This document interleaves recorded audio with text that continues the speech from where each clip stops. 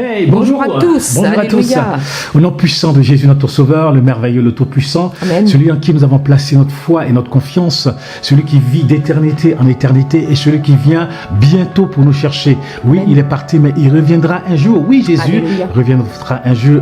On l'attend et il aura la résurrection. Vous savez, il y a des dispensations et Dieu respecte toujours sa parole.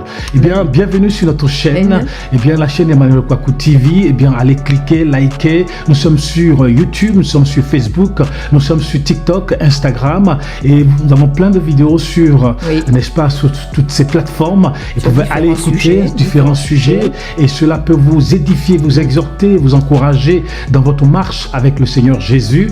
Eh bien, ce matin encore, nous sommes très heureux de vous avoir. Bonjour, mon épouse Mme Kwaku. Bonjour pasteur, bonjour à tous. Bonjour à tous. Nous sommes vraiment en effet heureux de vous accueillir sur cette chaîne et vraiment, comme le disait mon époux, nous vous encourageons à écouter toutes les vidéos que nous avons faites.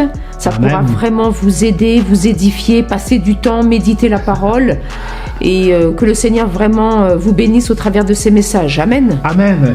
Et nous allons prendre la parole de Dieu ce matin. Nous allons prendre... J'arrive, 2 secondes. Amen. Nous allons prendre la parole de Dieu. Est-ce que tu peux lire la parole de Dieu? Corinthiens oui. 10, à partir du verset 3. Amen. Si nous marchons dans la chair, nous ne combattons plus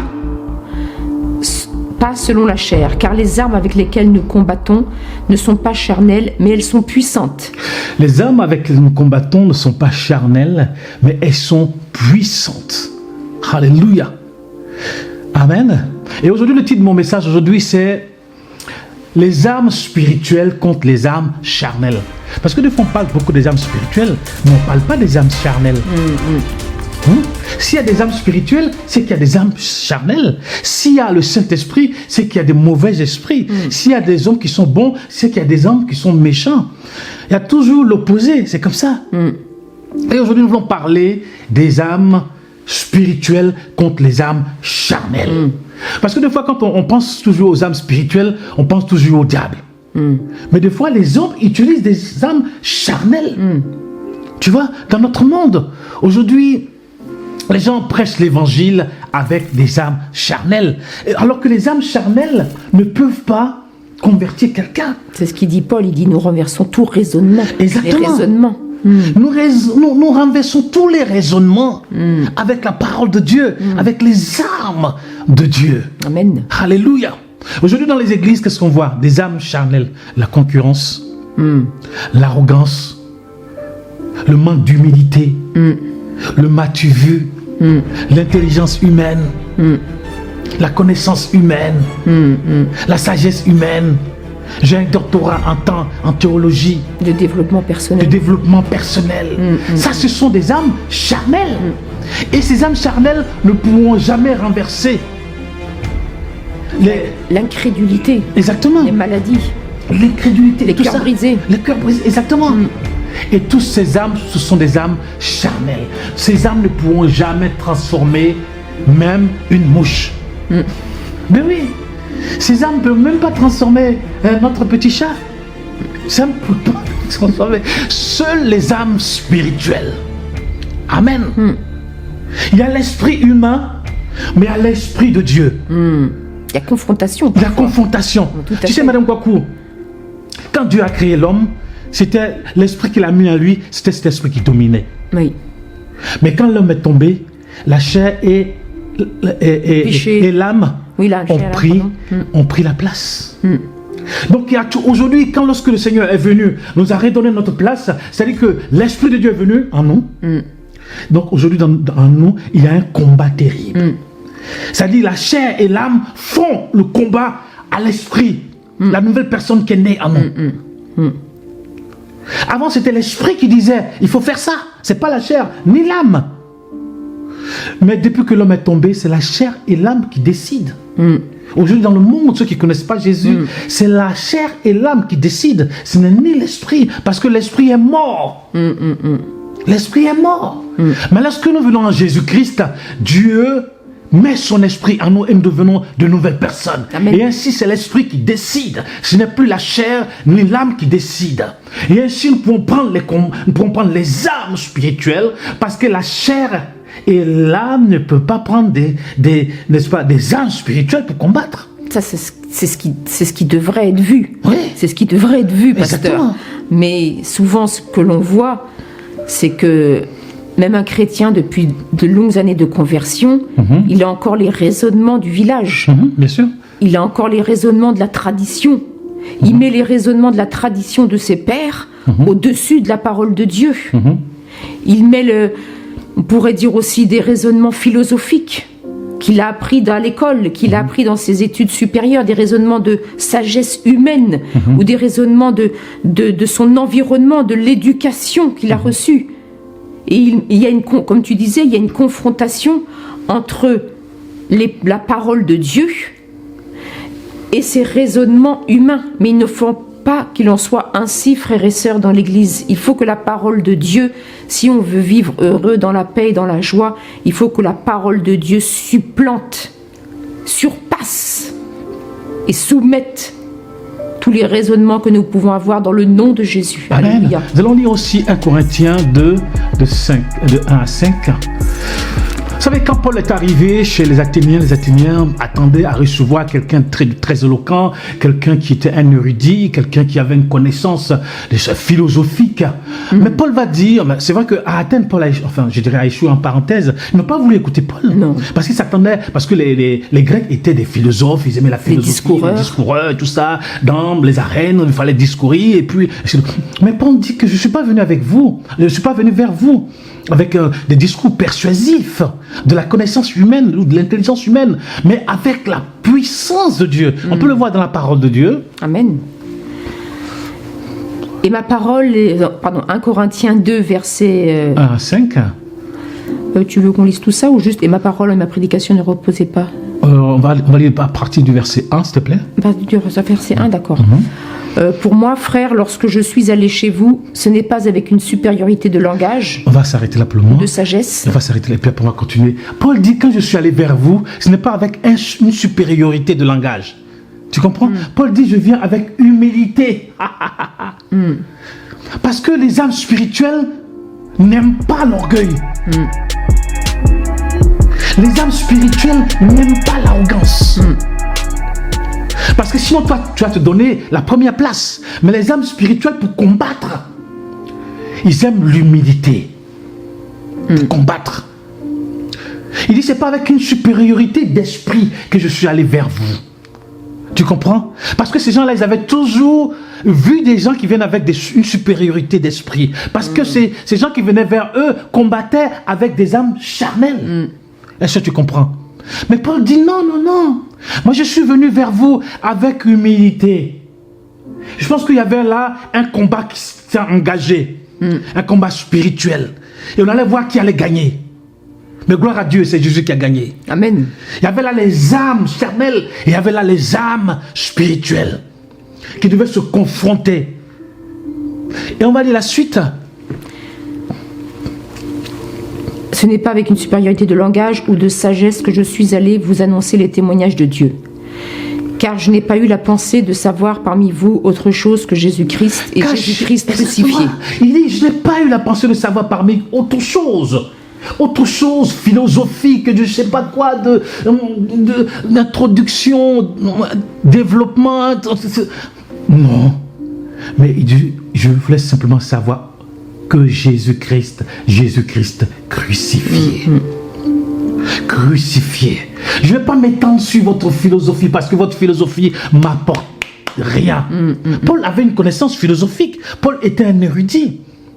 Quand on voit Paul devant Félix, Paul devant certains rois, Agrippa ou certains, mais Paul, c'était un grand avocat. Les gens même venaient pour écouter Paul. Paul pouvait employer des termes philosophiques. Mais Paul dit, je voulais savoir simplement Jésus-Christ et Jésus-Christ crucifié parmi vous. Aujourd'hui, on n'entend pas ça dans l'évangile.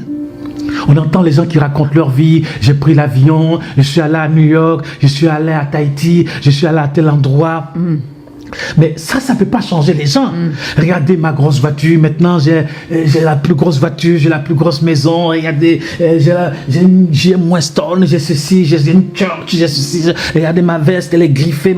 Mais cela ne peut rien apporter aux gens. Cela ne peut pas changer. Ça, ce sont des âmes charnelles. Cela ne peut pas changer le cœur des gens. Et c'est ce que les Corinthiens voulaient entendre. Paul dit, je ne suis pas venu parler de tout ça, mais je suis venu parler de Jésus-Christ. En fait, on voit ça dans notre monde européen ou occidental, qui a été nourri, abreuvé de valeurs philosophiques, de valeurs de sagesse humaine. Et donc maintenant, il y a une confrontation entre la parole de Dieu et les paroles, de ces paroles de sagesse qui ne changent pas, comme tu dis, le cœur des gens. Et quand il y a une confrontation entre la parole de Dieu et ces paroles-là de sagesse humaine, c'est pour ça que la parole de Dieu a du mal, ici en Europe, a du mal dans le monde occidental, à toucher les cœurs, à se faire un chemin, parce qu'il y a une résistance à la vérité. Parce que nous, quand on prêche l'évangile, on dit aux gens, c'est la vérité. Et ça, dans le monde européen occidental, les gens ne supportent pas ça. Parce que pour eux, il y a plusieurs vérités. Tu ne peux pas venir vers eux en disant, c'est la vérité. Et la parole de Dieu est la vérité. La parole de Dieu est la vérité, parce qu'ils vont dire, mais non, qu'est-ce que tu racontes? Comme ils ont dit à Paul, mais que racontes-tu? Qu'est-ce que tu racontes? C'est pas possible, il y a plusieurs vérités, nous discourons, nous faisons des discours éloquents, il y a A plus B, la thèse, l'antithèse, c'est pas possible ce que tu viens de nous dire, tu es fou, tu es complètement fou, tu es un extrémiste. Tu es intolérant, on va nous traiter d'intolérance, d'extrémiste, parce que nous allons dire aux gens, c'est la parole de Dieu, c'est la parole de la vérité, celle qui peut changer ton cœur, celle qui peut guérir tes maladies, celle qui peut réparer ton cœur brisé, celle qui peut te restaurer. Aucune parole philosophique de ce monde peut guérir un cœur. Sur le coup, oui, tu peux aller, ça peut te soulager, on va dire, ça peut te soulager. Mais ça ne peut pas te guérir définitivement. Seule la parole de Dieu peut guérir définitivement, parce que c'est Dieu qui nous a créés. C'est le Seigneur, Dieu Tout-Puissant, qui nous a créés, et il sait ce dont nous avons besoin. Alléluia. On va lire encore la suite. Amen. Paul va dire, je ne suis pas venu vers vous avec un langage d'homme. Oui. Verset 3, moi-même j'étais auprès de vous dans un état de faiblesse, de crainte et de grand tremblement. Amen. Paul dit, je suis venu même vers vous dans un état de faiblesse, dans l'humilité, dans un état de tremblement, pas d'arrogance. Aujourd'hui, on voit beaucoup d'arrogance. Et pourtant, il aurait pu venir avec arrogance, avec tout le bagage qu'il avait. Tout à fait. Exactement. Aujourd'hui, nous avons beaucoup d'arrogance dans l'Église. Et beaucoup d'arrogance ne fait pas avancer l'œuvre de Dieu. Beaucoup d'arrogance, de fanfarons, je sais pas, dans l'église. Mais ceux-là, ce sont des âmes charnelles qui ne peuvent pas faire avancer l'église de Dieu. Parce que des fois, aujourd'hui, le monde veut voir des âmes charnelles. Ils veulent qu'on utilise des âmes charnelles dans l'œuvre de Dieu. Et ça fait beaucoup de monde, beaucoup de vues. Ah oui, oui, oui. Quand tu utilises des âmes charnelles, tu fais beaucoup de vues. Mais quand tu utilises des âmes spirituelles, eh bien, tu n'as pas beaucoup de vues. Parce que les gens ne veulent pas se casser la tête. Pour progresser spirituellement, pour aller plus loin avec le Seigneur, pour remporter des victoires. Les gens ne veulent plus se casser. Les gens veulent qu'on utilise le buzz, qu'on utilise tout ça, ces âmes charnelles. Maintenant, on n'a pas besoin des âmes charnelles, on a besoin des âmes spirituelles. Tu peux lire la suite? Amen. Et ma parole et ma prédication ne reposaient pas sur les discours persuasifs de la sagesse, mais sur une démonstration d'esprit et de puissance. Oui, Paul dit que je ne suis pas venu avec la philosophie, mais ma parole reposait sur la démonstration d'esprit et de puissance. L'esprit de Dieu, le Saint-Esprit. Amen. Et de puissance de Dieu. Car je ne parle de l'évangile, ça c'est mon verset même. Car c'est la puissance de Dieu, l'évangile. C'est la puissance de Dieu. C'est la puissance de Dieu. Alléluia. Amen. Et c'est ce que nous devons prêcher, la puissance de Dieu, l'évangile, la parole de Dieu, et pas autre chose. C'est ça qui peut changer les cœurs, transformer les vies. On va voir 2 Timothée 4. 4 verset 2. Paul va dire à Timothée, prêche la parole. Prêche la parole, mon petit. Insiste en toute occasion, favorable ou non. Non. Reprend, censure. 1 Timothée 2, 4, verset 2, c'est ça? Oui, c'est ça. Avec toute douceur et en instruisant. C'est ça, 2 Timothée. Oui. 2 Timothée 4, Oui, verset 2. oui, oui. 6, exactement, oui. Et Paul va dire à Timothée, prêche la parole. Insiste en toute occasion, Oui. favorable ou non. Prêche la parole. Et c'est la parole que nous devons prêcher. Jésus-Christ, venu sur la terre, il est mort. Il a annoncé l'évangile. Il est mort, il est ressuscité, il est parti, il revient bientôt. Jésus sauve, Jésus guérit. La puissance de Dieu. Et c'est avec la puissance de Dieu, le Saint-Esprit, que nous devons agir. Favorable ou non. Favorable ou non, Content, que les pas gens soient content. contents ou pas contents, on prêche l'évangile. Qui est de vue ou pas beaucoup de vues. On prêche l'évangile. On prêche l'évangile. On ne Qui est de déviera vue. pas. Voilà, alléluia. Qui est de vue ou pas de vue, on prêche l'évangile. On restera les mêmes, moi et mon mari. Amen. Qu'on ait beaucoup de vues, qu'on n'ait pas beaucoup de vues. On prêche On sera toujours pareil. l'évangile. L'évangile du Seigneur. Parce que c'est à Dieu qu'on doit rendre compte. Alléluia. Amen. Paul dit, prêche l'évangile. parce Comme il que dit, c'est malheur la à moi si je ne puissance. prêche pas l'évangile de Dieu, qui dit Paul. Alléluia. Et nous devons prêcher l'évangile. Amen. Parce que l'évangile, c'est une arme spirituelle. C'est une puissance de Dieu. Une puissance de Dieu qui touche les cœurs, qui transforme les vies et qui sauve. Ce n'est pas l'éloquence d'un homme, ni l'érudition d'un homme, ni l'intelligence d'un homme, Amen. ni l'esprit humain qui peut sauver. Mais c'est la parole de Dieu et par le Saint-Esprit, par la puissance de Dieu. Alléluia. Alléluia. Nous devons utiliser les armes du Saint-Esprit Le Saint-Esprit et la parole. et la parole. Les deux sont liés. Les deux sont toujours ensemble. Les deux sont toujours On ne peut ensemble. pas les séparer. Quand tu prêches la parole, le Saint-Esprit agit. Les malades sont guéris, les gens sont libérés, Confirme la ils parole. sont délivrés. Confirme la Et parole. si tu prêches tes propres paroles, ils ne confirment Oui. rien du tout. Quand tu prêches l'évangile, alléluia. Et nous avons toujours vu ça, quand tu prêches l'évangile, cet esprit confirme la parole et il agit. Et il y a la manifestation du Saint-Esprit. Les gens sont Alléluia. délivrés, guéris, libérés. Amen. Et c'est l'évangile que nous devons prêcher. Les âmes spirituelles doivent avoir le dessus sur les âmes charnelles. La connaissance humaine, la philosophie humaine, l'arrogance humaine, l'intelligence humaine, l'esprit humain. Ça, ce sont des âmes charnelles. Charnelles. Mais aujourd'hui, nous voulons combattre. Nous voulons annoncer l'évangile. Amen. Annoncer l'évangile avec les âmes spirituelles. Spirituelles. Alléluia. Et la mettre en pratique. Vous qui l'écoutez, mettez Amen. la parole de Dieu en pratique. Il ne s'agit pas de l'écouter simplement, mais il faut la mettre en pratique. Si tu veux évoluer avec le Seigneur, quand tu écoutes le dimanche la parole de Dieu, il faut que ta vie puisse refléter ce que tu as écouté. La mettre en pratique. Et ainsi Dieu va t'aider jour après jour, semaine après semaine, année après année. Nous, on n'est pas là pour vous raconter des histoires. Il y a des gens qui viennent et prophétisent. I can prophesy, yes. Les gens aiment ça. I can prophesy, yes, prophesy. Ainsi de suite. Oui, écoute, Dieu a une parole pour moi. Il y a une personne dans cette salle. Dieu dit que cette année, c'est ton année. Ton jour a sonné. Ton jour a sonné. Voilà pour toi. Cette parole est pour toi. Ah, les gens commencent à crier et tout ça. Mais les gens, après, tu leur demandes, mais qu'est-ce que le parole a prêché? Qu'est-ce que le pasteur a prêché? Ils sauront même pas. 6 mois après, il dit, mais comment est ta vie? Rien. Rien. C'est même pire qu'avant. Pire qu'avant. Dieu a quelque chose pour toi. Oui, Dieu a quelque chose pour toi ce matin. Oui, il y a une femme ici, il y a un homme ici ce matin. Les gens commencent à bouger. Mais la parole de Dieu, c'est pas l'émotion. L'émotion, ce sont des âmes charnelles. Oui. L'émotion, on est toujours dans l'émotion. Oui, oui, l'émotion, oui, oui. l'émotion. Les Africains, beaucoup sont dans l'émotion. Même les Européens aussi sont dans beaucoup dans l'émotion. Des fois, on voyait certains qui créaient comme des oiseaux, qui, je sais pas, dans les églises, qui... Non, j'ai rien contre, mais on n'est que dans l'émotion, tu vois. Nous devons aller à la source, à la parole de Dieu. Et ainsi, lorsque nous allons annoncer l'évangile, les gens seront touchés, les gens seront transformés. Amen. Alléluia. Les âmes spirituelles contre les âmes charnelles. Mais c'est les âmes spirituelles qui gagnent toujours dans le nom puissant de Jésus. Paul dit, je ne suis pas venu vers vous avec le langage humain, mais avec la puissance de Dieu. Et ils ont voulu voir Paul, l'éloquence, entendre parler comme un discoureur, tout ça.